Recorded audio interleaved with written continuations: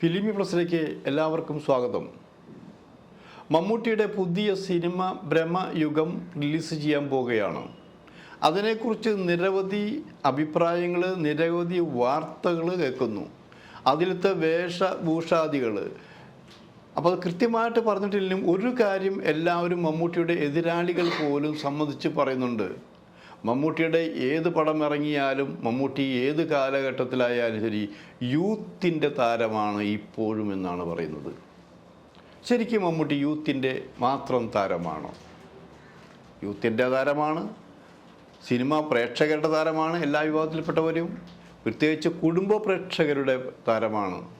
കാരണം മമ്മൂട്ടിയെക്കുറിച്ച് ചിന്തിക്കുമ്പോൾ ഇവിടെ ആദ്യം മോഹൻലാലിന് ഈ അടുത്ത കാലത്താണ് കുടുംബ പ്രേക്ഷകർ ശരിക്കും വന്നിട്ടുള്ളത്. മമ്മൂട്ടി തുടക്കം മുതൽ ചില വലിയ വേഷങ്ങളിൽ അഭിനയിച്ചിട്ടുണ്ടെങ്കിലും മമ്മൂട്ടി എപ്പോഴും കുടുംബ പ്രേക്ഷകരുടെ താരമായിരുന്നു. ആ കുടുംബ പ്രേക്ഷകരിൽ തന്നെ സ്ത്രീകളുടെ, വീട്ടമ്മമാരുടെ പ്രിയപ്പെട്ട നടനായിരുന്നു മമ്മൂട്ടി എന്ന് ആലോചിക്കണം. അതുകൊണ്ടാണ് ആദ്യകാലത്ത് മമ്മൂട്ടിയുടെ പടങ്ങൾ എല്ലാം വിജയിപ്പിച്ചത് യൂത്ത് മാത്രമല്ല, കുടുംബ പ്രേക്ഷകരാണെന്ന് ആലോചിക്കണം. ആ കുടുംബ പ്രേക്ഷകർക്ക് മേമ്പൊടിയായിട്ട് അന്ന് മാമാട്ടി സിനിമ ഇറങ്ങി മാമാട്ടിക്കുട്ടി എന്ന പേരിൽ പ്രശസ്തിയായ ബേബി ശാലിനി വന്നിരുന്ന് ആലോചിക്കണം. അപ്പോൾ ആ കാലഘട്ടത്തിൽ മമ്മൂട്ടിയേക്കാൾ കൂടുതൽ, സംവിധായകരെക്കാൾ കൂടുതൽ, നായക നടിമാരെക്കാൾ കൂടുതൽ പ്ലസ് പോയിൻറ്റും വാർത്താ പ്രാധാന്യം നിറഞ്ഞെന്ന് ബേബി ശാലിനി ആയിരുന്നു. അങ്ങനെ ഒരു അത്ഭുത ഭാരികയാണ് മലയാള സിനിമയ്ക്ക് ലഭിച്ചത്. ആ കുട്ടി പിന്നെ ബഹുഭാഷകളിൽ അഭിനയിച്ചു, പ്രശസ്തയായി എന്നാലോചിക്കണം. മിനിറ്റുകൾ, വിലയുള്ള മിനിറ്റുകളാണ് ആ കുട്ടിക്ക് വില എന്നാലോചിക്കണം.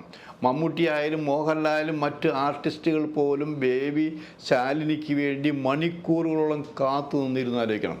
അങ്ങനെയുള്ള ബേബി ശാലിനിയും മമ്മൂട്ടിയും പിന്നെ പെട്ടിയും ഇതാണ് അത് നമ്മൾ എഴുതി ചേർത്തിട്ടുള്ള മുമ്പ്. അതായത് അങ്ങനെ പടം ഹിറ്റായിക്കൊണ്ടിരുന്നപ്പോൾ ഈ പടം ഹിറ്റാനും മമ്മൂട്ടിയും കുട്ടിയും പെട്ടിയും, അന്ന് കലൂർ ഡെന്നിസാണ് ഏറ്റവും കൂടുതൽ തിരക്കഥകൾ ഈ ഗ്രൂപ്പിൽ എഴുതിയിരിക്കുന്നത്. അപ്പോൾ മമ്മൂട്ടി ഉണ്ടെങ്കിലും ബേബി ശാലിനി ഉണ്ടെങ്കിലും പെട്ടി ഉണ്ടെങ്കിലും മമ്മൂട്ടി കുട്ടി പെട്ടി ഉണ്ടെങ്കിൽ ആ പടം ഹിറ്റ് ആണ് എന്നുള്ളൊരു പ്രചരണം ശരിക്കും വന്നു.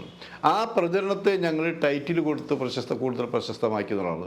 അത് സത്യമായി പരിഹസിച്ച് എഴുതിയതാണെങ്കിലും അത് സത്യമായിരുന്നു ആലോചിക്കണം. കുടുംബ പ്രേക്ഷകരെ, പ്രത്യേകിച്ച് ബേബി ശാലിനി വരുന്ന രംഗങ്ങൾ, ബേബി ശാലിനി ഉണ്ടെങ്കിൽ ആ സിനിമ കാണാൻ കുടുംബ പ്രേക്ഷകർ ഇരച്ച് കയറിയിരുന്നു എന്നുള്ളത് സത്യമാണ്. എന്തിനും ഡബിൾ റോളിൽ പോലും ബേബി ശാലിനിയെ അഭിനയിപ്പിച്ചിട്ടെന്ന് ആലോചിക്കണം. അങ്ങനെ അതായത് നായകന് കിട്ടുന്ന പ്രാധാന്യം ബേബി ശാലിനി എന്നുള്ള, ശരിക്കും പറഞ്ഞാലും ഇപ്പോഴും അത്ഭുത ബാലികയായിരുന്നു ബേബി ശാലിനി എന്നാലോചിക്കണം. ആ ബേബി ശാലിനിയെ മാതൃകയാക്കിക്കൊണ്ട് അങ്ങനെ ഒരു കുഞ്ഞിന് വേണ്ടി മോഹിച്ചിരുന്ന് ദാഹിച്ചിരുന്ന അച്ഛനമ്മമാരുണ്ടായിരുന്നു. തങ്ങളുടെ മക്കളെല്ലാം ബേബി ശാലിനിയെ പോലെ ആയിരിക്കണമെന്ന് ആ രീതിയിൽ സിനിമയിലേക്ക് കുട്ടികളെ കൊണ്ടുവരാൻ വേണ്ടി ഒരു കാലഘട്ടത്തിലാണ് ഈ കൂടുതൽ സിനിമകളിൽ ബേബി ശാലിനിയും മമ്മൂട്ടിയും അഭിനയിച്ചാലേ. ഇപ്പോൾ ഉദാഹരണം ജോഷിയുടെ സന്ദർഭം എന്ന സ്ഥലം എടുക്കുക, അതിൽ സരിതയായിരുന്നു നായിക. ആ സിനിമയിൽ തന്നെ ഇപ്പോഴത്തെ പാട്ടും ആ ചിത്രീകരണ ഡോക്ടർ സാറേ എന്നുള്ള പാട്ടൊക്കെ ഉണ്ടല്ലോ, അത് ഇപ്പോഴും കൊച്ചുകുട്ടി ഇപ്പോഴും പറയുന്നുണ്ട്. എത്ര വർഷം മുമ്പോട്ടുള്ളതാണ്. ജോഷി ചെയ്ത പടമാണ്, കുടുംബ സിനിമയാണ്, കലൂർ ഡെന്നീസ് എഴുതിയിട്ടുള്ളതാണത്.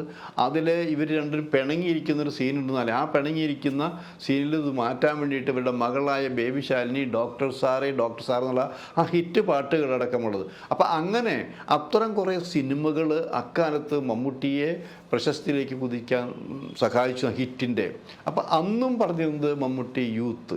ഇപ്പോൾ മമ്മൂട്ടിക്ക് 73 വയസ്സ് പ്രായമുണ്ടെന്ന് ആലോചിക്കണം. പ്രായത്തെ നമ്മൾ ചെറുതാക്കി കാണുകയോ കുറ്റം പറയുകയില്ല. അങ്ങനെയുള്ള ആർട്ടിസ്റ്റ്, അതായത് നിരന്തരമായി കഴിഞ്ഞ ഇത്രയും വർഷങ്ങളായി സിനിമയ്ക്ക് വേണ്ടി ത്യാഗം ചെയ്തൊരു വലിയ മനുഷ്യൻ. ആ വലിയ ത്യാഗം ചെയ്ത മനുഷ്യൻ ശരിക്കും സമയത്ത് ഉറങ്ങുന്നില്ല, ഇഷ്ടപ്പെട്ട ഭക്ഷണം കഴിക്കാൻ പാടില്ല, ഇഷ്ടപ്പെട്ട വേഷം ധരിക്കാൻ പാടില്ല, എല്ലാം സിനിമയ്ക്ക് വേണ്ടി മാത്രം ത്യജിച്ച ഒരു വലിയ മനുഷ്യനാണെന്ന് ആലോചിക്കണം. അങ്ങനെ ജീവിക്കാൻ മറന്നുപോയ ഒരു നടനാണ് മമ്മൂട്ടി എന്ന് പറഞ്ഞാൽ അതിശയോക്തിയില്ല. അങ്ങനെ ഓരോ സിനിമയും എടുക്കുക. ചില സിനിമകൾക്ക് ചില വീക്ക്നെസ്, ചില വീഴ്ചകൾ വന്നിട്ടുണ്ടെങ്കിലും അതിലൊന്നിലും മമ്മൂട്ടിയുടെ കുറ്റം കൊണ്ടല്ല അത് വീണത്. മമ്മൂട്ടിയൊക്കെ ഒന്നിനൊന്ന് മെച്ചപ്പെട്ട അഭിനയമാണ് കാഴ്ചവെച്ചത്. ഇപ്പോഴും അങ്ങനെയല്ലേ? മമ്മൂട്ടി ഔട്ടായി എന്ന് പറയുമ്പോഴും ഔട്ടായിട്ടുണ്ടോ? ഔട്ടായിട്ടില്ല. അതിനൊരിക്കൽ മമ്മൂട്ടി തന്നെ പറയുകയുണ്ടായി, അത് ഞാൻ ഔട്ടാകുമോ എന്ന് ചിലർ പറയും, പക്ഷേ നിങ്ങൾ ആടിനെ കണ്ടിട്ടുണ്ടോ? ആട് നടക്കുന്നത് കണ്ടിട്ടുണ്ടോ? ആടിൻ്റെ പാല് ഭാഗമുണ്ടല്ലോ, ഈ പാല് ഭാഗം അങ്ങനെ ആടിക്കൊണ്ടിരിക്കുമ്പോൾ പലരും വിചാരിക്കും ഇത് പൊട്ടി വീഴും. അത് പൊട്ടി വീഴോ? ഇല്ല. അതുപോലെ തന്നെ മമ്മൂട്ടി ഇപ്പം വീഴും എന്ന് പറഞ്ഞ എതിരാളികളുണ്ട്. ഒരുപക്ഷെ മമ്മൂട്ടി എന്നുള്ള നടന് കൂടുതൽ പ്രസക്തിയും പ്രശസ്തിയും പ്രചോദനവും ആത്മവിശ്വാസവും കൊടുത്തത് മമ്മൂട്ടിക്കെതിരായി നെഗറ്റീവായിട്ട് സംസാരിക്കുമ്പോഴാണ്. എന്നെ തോൽപ്പിക്കാൻ പറ്റില്ല എന്നുള്ള ആത്മവിശ്വാസം കളഞ്ഞ ഓരോ സിനിമയും ചെയ്യുന്നത്. അതുതന്നെയാണ് മമ്മൂട്ടിയുടെ വിജയം എന്നാലോചിക്കണം. ആ വിജയ പതാക കൊണ്ട് നടക്കുമ്പോൾ മമ്മൂട്ടി എന്താ ചെയ്തുകൊണ്ടിരിക്കുന്നത്? ബഹുഭാഷകളിൽ അഭിനയിച്ചു. ഇപ്പോൾ ഏറ്റവും പുതിയതായിട്ട് യാത്ര 2 വന്നു. 2 റിലീസ് ചെയ്തു. 2 മമ്മൂട്ടി ഉണ്ടോ? ഉണ്ട്. മമ്മൂട്ടി പ്രധാന കഥാപാത്രം അല്ല, ഗസ്റ്റ് റോളാണ്. എന്തുകൊണ്ട് മലയാളത്തിൽ ആ പടം വരുന്നില്ല? മലയാളത്തിൽ വരാതിരിക്കാൻ കാരണം മമ്മൂട്ടിയിൽ നായകനല്ല. കാരണം മമ്മൂട്ടിയുടെ നായക കഥാപാത്രം യാത്രയിലെ കൊല്ലം മരിച്ചു കഴിഞ്ഞിരിക്കുന്നു ആലോചിക്കണം. പിന്നെ അതിൻ്റെ മകനിലൂടെയാണ് സിനിമ തുടങ്ങാൻ പോകുന്നത് അറിയിക്കുന്നത്. അപ്പോൾ ഏറ്റവും പുതിയ 2 ദിവസം മുമ്പ് യാത്ര റിലീസ് ചെയ്ത് കഴിഞ്ഞു. അത് മറ്റു തെലുങ്കിലാണെന്ന് ആലോചിക്കണം. മലയാളത്തിൽ തൽക്കാലം വരുന്നില്ല. അപ്പോൾ ചോദിക്കും മമ്മൂട്ടി പുതിയ സിനിമ അങ്ങനെ ബ്രഹ്മയുഗം വരാൻ പോകുന്നത്. ബ്രഹ്മയുഗത്തിന് ഒരു പ്രത്യേക റോളിലാണല്ലോ, ശരീരത്തിലൊക്കെ കരിവാരി തേച്ചിട്ടാണല്ലോ. കരിവാരി തേച്ച രൂപത്തിൽ നമ്മളിപ്പോൾ കാണുന്നേ ഉള്ളൂ. അതുമാത്രമല്ല ആ സിനിമ എന്നാലോചിക്കണം. ആ സിനിമയിൽ ദുരൂഹത നിറഞ്ഞ കുറേ സംഭവങ്ങളുണ്ട്. അത് ക്രൈമാണോ പ്രേതകഥയാണോ എന്തൊക്കെയാണ് എന്നുള്ളത് പ്രചരണമുണ്ടെങ്കിൽ വ്യക്തമായിട്ടൊന്നും ഇപ്പം അങ്ങനെയാണ്, പുറത്ത് വിടുന്നില്ല. രഹസ്യം ചോർന്നു പോയാൽ പടം ഫ്ലോപ്പാത്രേ. എന്ത് ഫ്ലോപ്പ്? പടം നല്ലതാണെങ്കിൽ ജനം കണ്ടിരിക്കുമെന്ന് തന്നെയാണ് ഇപ്പോഴും ഞങ്ങൾക്ക് പറയാനുള്ളത്. മമ്മൂട്ടി നെഗറ്റീവ് കഥാപാത്രം അഭിനയിച്ചില്ലേ? ഈ അടുത്ത കാലത്ത് വന്നില്ലേ? ഗൾഫ് പലതും നിരോധിച്ചില്ലേ? എന്നിട്ടും സ്വീകരിച്ചില്ലേ എന്നുള്ളതായിരിക്കണം.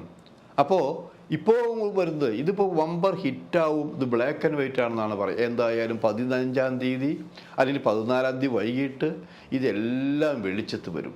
അങ്ങനെ വെളിച്ചത്ത് വരുമ്പോഴും തൻ്റെ ഓജസ്സും തേജസ്സും എല്ലാം മലയാള ബഹുഭാഷാ സിനിമയ്ക്ക്, പ്രത്യേകിച്ച് മലയാള സിനിമയ്ക്ക് നൽകിയിരിക്കുകയാണ്. അഭിനയം മാത്രമല്ല, ആ നിർമ്മാണമുണ്ട്. ഇനി ഒരു ചിരകാല സ്വപ്നമായ സംവിധാനം, അത് മാത്രമാണ് തൊടാനുള്ള പേടി. അപ്പോൾ ഒരു കാര്യം എന്നും എവർഗ്രീൻ.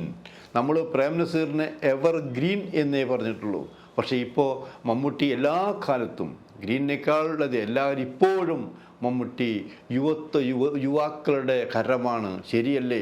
മമ്മൂട്ടി ഫാൻസായാലും മറ്റ് ഫാൻസായാലും യുവാക്കളാണ് വന്നുകൊണ്ടിരിക്കുന്നത്.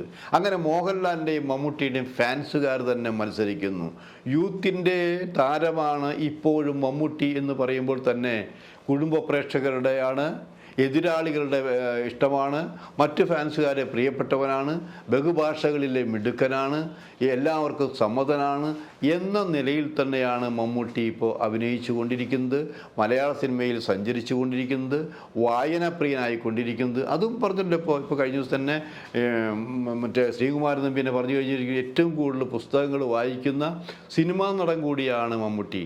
അങ്ങനെ എല്ലാ രംഗത്തും യുവത്വം നിലനിർത്തിക്കൊണ്ട് മമ്മൂട്ടി സജീവമായി മുന്നേറിക്കൊണ്ടിരിക്കുകയാണ്. ഇനി നമുക്ക് പുതിയ സിനിമയ്ക്ക് വേണ്ടി കാത്തിരിക്കാം.